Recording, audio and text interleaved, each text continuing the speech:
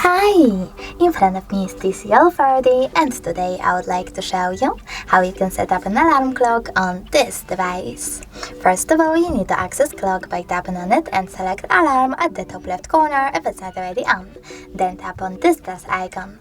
Now you need to set up an hour, and after that click on the switcher next to repeat. Over here you need to pick days of the week by tapping on the ones that you wish to set up. In my case, Fridays. Then scroll down, click on the switcher next to vibration to switch it on or off, and tap on the switcher next to show weather.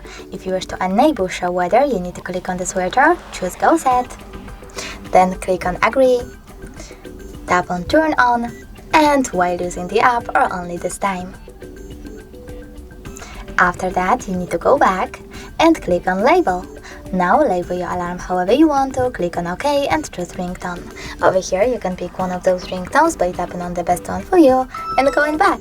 But you can also choose add new and pick music from your smartphone after tapping on one of those sources, choosing always or just once, clicking on allow, and selecting songs from your smartphone. Then click done at the bottom right corner and go back. To save your alarm, click on this check mark at the top right corner.